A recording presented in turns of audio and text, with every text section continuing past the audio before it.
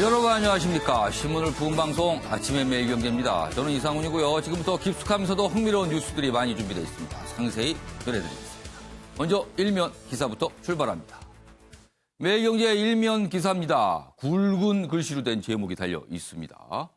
강경화 외교장관, 일본이 변화 없인 지소미아 종료된다. 된다, 안 된다. 그동안 참 논쟁 많았는데 종료된다로 얘기를 했습니다. 결정을 바꿀 상황은 아니다. 이유는 일본이 아무런 입장 변화가 없다는 겁니다. 종료에 무게를 둔 청와대 어제 국가안전보장회의를 열었는데요. 짤막하게 회의 결과를 내놨습니다. 변화 없다는 쪽으로. 그러나 여러 가지 상황에 대해서 대비하고 있다. 그리고 막판까지 긴밀하게 협의한다. 뭐 이런 내용을 좀 전했습니다. 오늘 자정입니다. 자정, 시안이요. 자, 이번에는요, 조선일보 보겠습니다. 이쪽에 보시죠. 김정은, 문재인 대통령 친서 내용을 공개하며 부산에 갈 이유가 없다. 이렇게 돼 있습니다. 부산, 곧 열리죠? 한 아세안 정상회의입니다.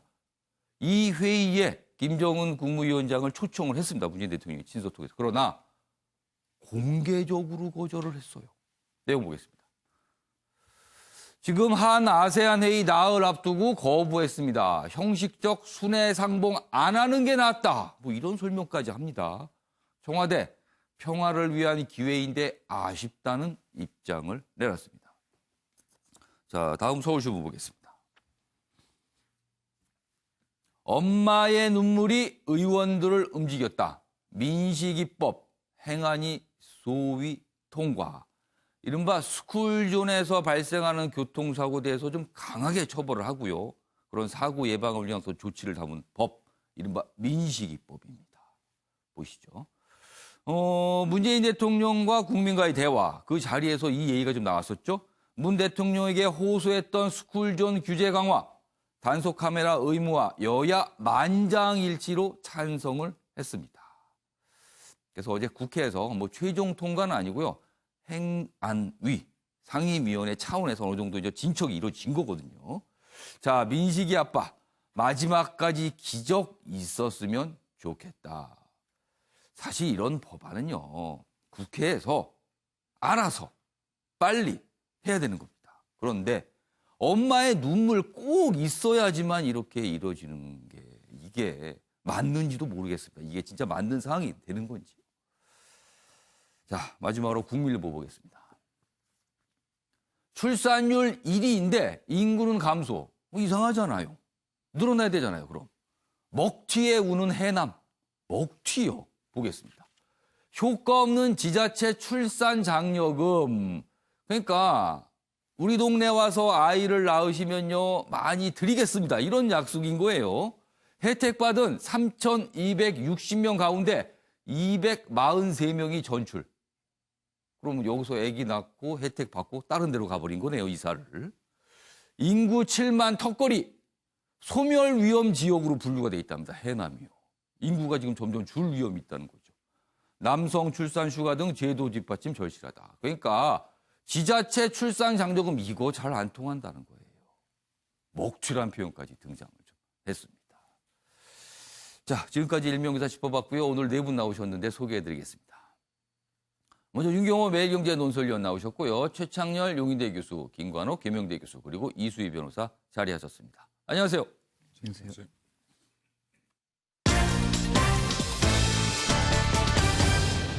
오늘 다룰 주요 내용을 정리한 아침을 여는 키워드 4가지 키워드가 준비되어 있는데요. 하나씩 소개해드리겠습니다. 첫 번째 키워드, 초청 친서의 공개 거절.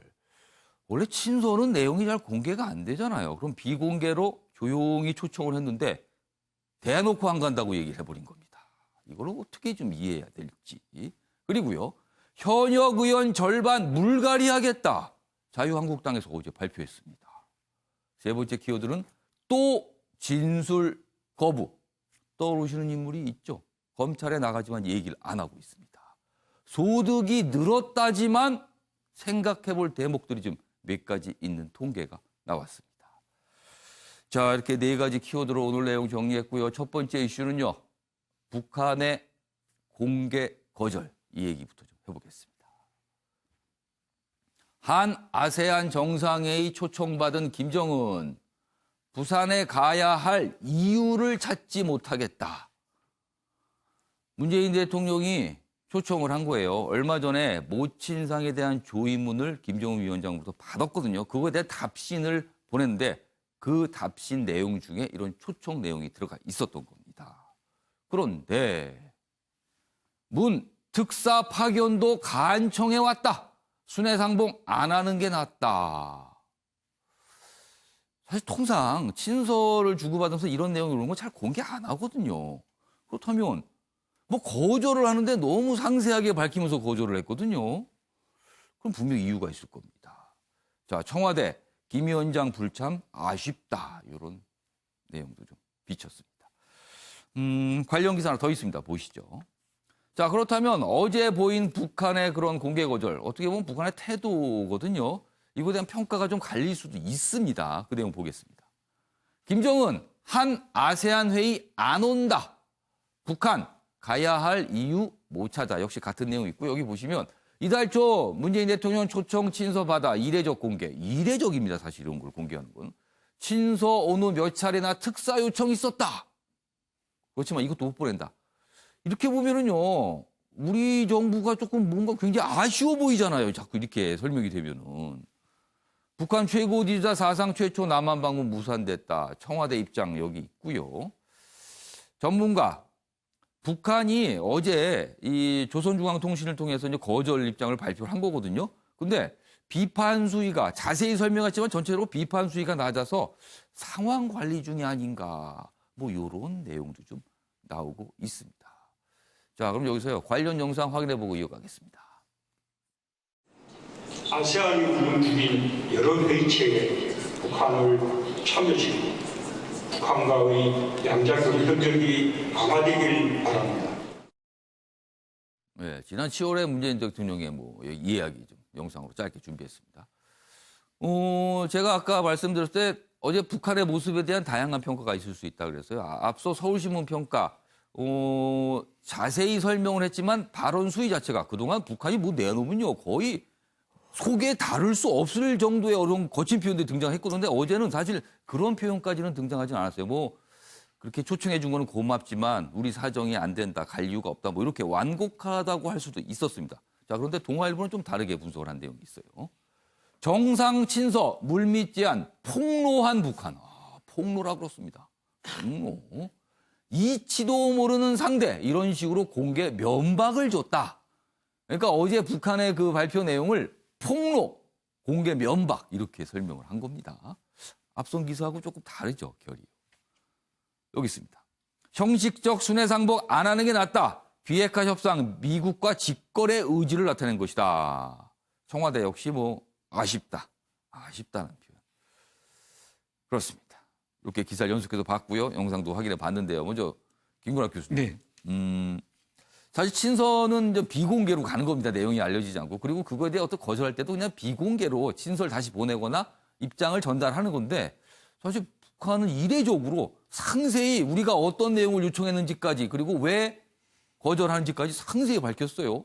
이거 이유가 있을 것 같은데요. 공개할 필요성이 있었던 거죠. 김정은 측에서. 예. 문제는 지금 내용을 이렇게 보면 한국에 대한 어떤 메시지의 성격보다는 저는 미국에 대한 메시지의 성격이 강하다. 그러니까 조건이 맞춰지지 않으면 안 간다. 뭐 이런 얘기인데 남북한 간의 어떤 정상회담의 조건보다는 북미 회담이 그것에 선행되는 조건이라는 얘기죠. 그래서 그것이 안 된다 그러면 남북 정상회담이라는 것은 지금 해야 될 그런 시기적으로 적절치 않다 하는 것을 얘기하는 것이고 이런 부분들이 사실은 김정은 이 입장에서는 예. 어떻게 보면 대내외의 어떤 존재감을 예. 계속 확인해야 될 필요성이 있는 거죠. 예. 시간은 이제 연말까지로 본인이 정해놨는데 미국의 반응은 그렇게 적극적이지 않거든요. 조건을 북한이 원하는 식으로 맞춰주지 않는 상황에서는 계속해서 뭔가를 목소리를 내야 되는 입장이 예. 이런 친서에 대한 답신에서까지 이걸 공개하면서까지도 이렇게 압박하는 미국을 그런 메시지를 전달하고 있다. 이렇게 계산을 할 수 있을 것 같습니다.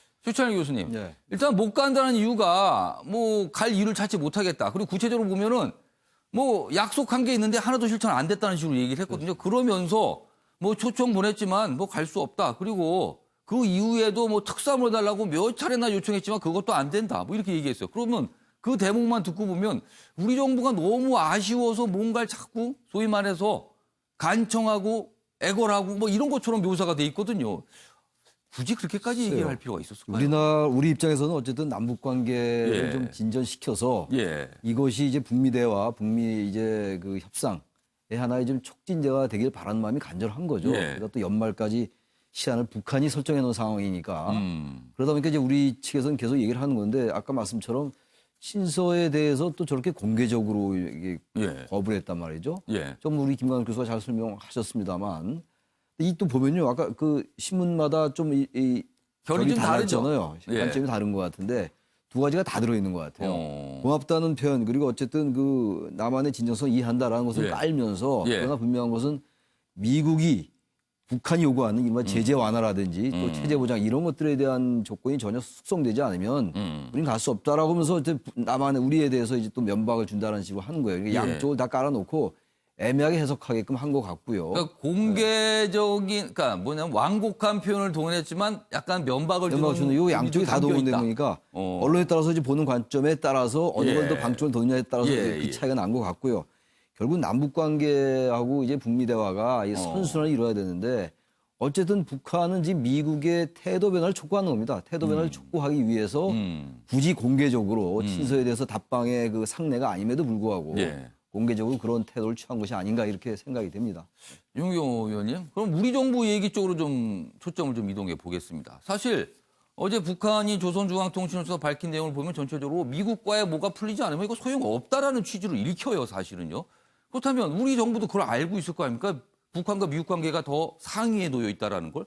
그럼에도 불구하고 저렇게 북한에서 애걸한다는 그런 취지의 말까지 들으면서 왜 자꾸 요청을 하는 겁니까? 그럼? 이번 친서 공개 관련해서 다시 한번 예. 생각하게 하는 게 북한과 우리가 정상적인 국가 간의 관계이냐 아니면 그와는 별도의 특수한 관계이냐 예. 여러 가지가 걸려 있어요. 예. 우선 첫째, 친서를 보냈다는 걸 공개하는 과정이 예. 기사에도 나와 있습니다마는 고민정 청와대 대변인을 통해서 문재인 대통령에 대해 북한 측이 모친 조문, 조의를 표했을 때 그때 공개를 했거든요. 예.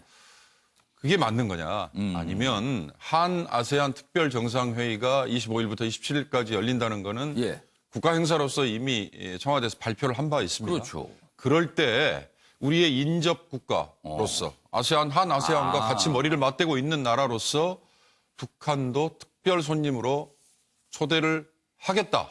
그리고 같이 발표를 그 당시에. 했다라고 만약에 발표를 했다면 그걸 공식적으로 발표를 했다면 예. 그렇다면 지금 어느 신문에서 예. 폭로라는 표현을 써가면서 예. 마치 우리 정부가 초청 의사를 예. 물밑에서 따로 보낸 것처럼 예. 그렇게 오해를 주는 것도 막을 수가 있지 않았을까 싶고요. 또 하나는 지금 현재 김정은 위원장이 남한을 방문한다고 하면 예. 우리 국민들이 그걸 받아들일 분위기가 됐느냐. 남북 관계가 그만큼 무르익었느냐. 연결이 돼야 되잖아요. 어제 사실 그 북한이 밝힌 입장에도 그 대목이 있었어요. 그렇습니다. 양측이 서로 그렇지 예. 않습니까? 우리 정부는 청와대만 애가 달아서 마치 김정은 위원장에게 매달리는 것 같고 예. 일반 국민 중에 예를 들어서 51%, 49%일지 모르겠습니다만 예. 더 많은 숫자가 지금 예. 김정은 위원장이 남한을 방문하는 게 지금 적절하냐. 이거에 대해서 부정적인 의견이라면 예. 그런 사전에 공식적인 절차로 만약에 정부가 의견을 던졌으면 예. 그 자체도 공론화되는 과정이 또 진행이 됐겠죠. 근데 사실상 공론화가 다 비공개로 된 거예요. 그렇습니다. 친서를 보낸 것도 또 특사를 보내달라고 하는 예. 요청도 다 비공개인 걸로 물밑에서 그 예. 얘기는 깜짝 쇼를 원했던 거 아니냐라는 오해도 깜짝 받을 쇼. 수 있고 실제 또 그런 효과를 노렸을 수도 있고요. 그러나 김정은 위원장이 지금 느닷없이 부산에 방문을 하겠다라고 예. 한들 대한민국 국민 중에 예. 상당수가 51% 이상이 예. 그래 김정은 위원장이 이번에 와서 남북 관계에 다시 한번 화해의 기류가 조성이 될 것 같다 환영한다라고 지금 분위기가 무르익었느냐. 예. 그러니까 정부가 이런 어찌 보면 공개적인 이벤트가 예. 있을 때 북한을 끌어들일 수 있는 예. 이런 어찌 보면 기회를 예. 좀 단계를 밟아가면서 했다면 이런 논란을 불식시킬 수 있죠. 그리고 만약에 그걸 공개적으로 했다면 북한이 저렇게 예. 이치도 모르는 상대라느니 또는 뭐 닭알 예. 뭐 이런 뭐 이상한 표현까지 예. 써가면서 지금이 그럴 때냐라는 그리고 두 교수님들께서 지적하셨다시피 미국과의 관계를 예. 감안해야 할 때 지금 니들이 왜 나서느냐 이런 식의 무안을 예. 당하지 않을 수도 있었을 것 같다 아쉬움이 듭니다. 알겠습니다. 이수희 변호사, 지금 윤경호 의원께서 이제 분석을 좀 해주셨어요. 지금 사실은 분위기가 김정은 위원장을 초청할 분위기인가 이건 의문이 든다라고 지금 말씀을 하셨거든요. 자, 그런 분위기 북한도 알고 있어요. 어제 그 조선중앙통신 발표 내용에도 지금 남만에는 뭐 그런 분위기 안 돼 있다는 식으로 설명이 돼 있거든요. 자, 그런 분위기에서 굳이 청와대가 지금 정부가 그렇게 초청을 원했던 이유가 뭘까요? 그러다 보니까 지금 예. 이제 그 내년 총선을 앞두고 시나리오가 이제 그려지는 것이 뭐 이런 표현이 어떨까 신북풍이라고 그러니까 김정은이 답방을 하고 예. 뭐 박근혜 전 대통령은 사면할지 어쩔지 예. 그거는 그때 상황 봐서 하고 예. 뭐 이런 얘기들이 나오는 거예요. 오. 지금 여권에서 생각하는 내년 총선의 시나리오. 뭐 그 중에서 김정은 답방의 예. 그런 그 서프라이즈 같은 예. 그런 게 이제 그 효과가 있을 거냐 없을 거냐. 근데 이 청와대에서는 그런 것을 기획하고 있다. 이런 얘기들이 있었는데 예. 이게 이제 그 마침 이 친서 공개로 혹시 그런 걸 노렸던 것이 아니냐라는 의심을 충분히 받을 그러니까 만한 거죠. 이른바 총선, 선거를 앞두고 뭔가 정부가 좀 의도한 거 아니냐 그런 의심을 할 수 있는 상황이다라는 거죠. 예, 지금. 여기 보면은 예. 저 김정은이 본인이 직접 못 온다 그러니까 그럼 특사라도 보내달라고 예. 몇 차례 또 근데 했다. 그런 얘기까지도 거론을 예. 했어요. 그래서 저는 기본적으로 저는 김정은 위원장을 외부로 자꾸 끌어내는 거는 저는 필요하다고 봅니다. 예. 그거는 괜찮다고 보는데 예. 그걸 말씀하신 대로 왜 이렇게 그 비공개로 친서를 보내고 또 뭐 예. 북한이 한 얘기를 다 믿을 수는 없지만 예. 간청이었는지 뭐 예. 정중한 그냥 초대에 그쳤는지는 몰라도 근데 지금까지 모습을 보면 좀 간청이라는 쪽에 더 믿음이 간다는 것도 지금 청와대가 갖고 있는 한계인 것 같고요. 네. 그래서 이런 것이 이제 뭐 북한이라고 하는 하도 좀 특별하다 예. 그래야 되나요? 그런 정권이다 보니까 이렇게 이제 비공개로 예. 해야 된다고 계속 청와대에서 말을 하지만 예. 김정은 답방만큼은 그런 오해를 살 수 있다. 총선을 앞두고 있기 때문에 좀 그래서 어제 이 북한의 이 중앙통신의 발표가 예. 그 어찌 보면은 청와대를 물먹이는 꼴이 그 되는 것도 면박 이런 아닌가. 쪽이라고 보시는 거네요. 여기 아까 면박이라는 표현도 좀 들어가 있었어요. 예, 저는 뭐 그렇게 보입니다. 알겠습니다. 김건희 교수님께서는 약간 좀 다른 의견 있으신 것 같은데. 우리가 이제 예. 사실 조건이 충족이 안 됐다는 부분에서는 공감대가 있어요. 지금 김정은이 내려올 때냐라는. 예. 그런데 총선용이라는 데에서는 저는 조금 부정적이고요. 그러니까 이수희 변호사 그런 의심이 든다는 취지로 좀 아니 근데 말씀하셨어요. 왜 그러냐면 지금. 사실 이게 분기점입니다. 지금 대선 국면이 이제 미국에서 예. 본격화되고 있고 여기서 김정은은 이번 연말을 이제 기한으로 정했어요. 그렇습니다. 그러면 이것이 넘어갔을 때 상황이 아주 급반전할 수 있는 거거든요. 그래서 한국 정부 입장에서는 이 아세안 정상회담이 어떻게 보면 물꼬를 다시 역방향으로 원래대로였던 중요한 분기점이 될 수도 그렇죠. 있다. 그 문제를 통해서 이제 이 상황을 통해서 이제 새로운 어떤 협상의 장면으로 돌리려고 하는 그런 어떤 의도가 여기 깔려 있는 거. 이게 마지막 순서라고 생각을 해요. 알겠습니다. 왜냐하면 내년이 되면 사실은 트럼프도 굉장히 강경하게 갈 수 있는 공산이 크고 김정은도 마찬가지로 될 때 우리가 몇 년 전에 어떤 긴장된 국면으로 갈 공산이 크기 때문이죠. 그러니까 자칫 해를 넘기면 위기로 갈 수도 있으니까 지금쯤 뭔가를 만들지 않으면 어려워질 거다. 이런 판단이 있었다고 보시는 거네요. 예, 최창희 좀 교수님. 짧게 말씀드리겠는데 이런 부분들이 정치적으로 해석될 소지가 있죠. 예. 선거 앞두고 과거에 이제 북풍이라든 어떤 이런 것들이 있었기 때문에. 그렇습니다. 근데요. 그럼 남북 관계의 모든 걸 다 정치적으로 해석을 하면은 그 선거를 앞두고 아무것도 못 한다는 얘기가 돼요. 그래서 이제 어떤 관점에 따라서 그렇게 예. 볼 수 있겠으나 예. 이 사안은 정부가 좀 강곡하게 남북 관계가 다시 개선되길 바라는 거거든요.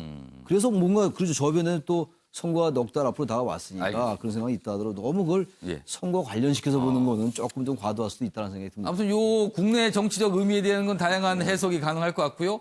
아무튼 분명한 거는 어제 북한이 그렇게 조선중앙통신을 통해서 발표를 하면서 뭐 보도 형식을 비롯한 발표입니다.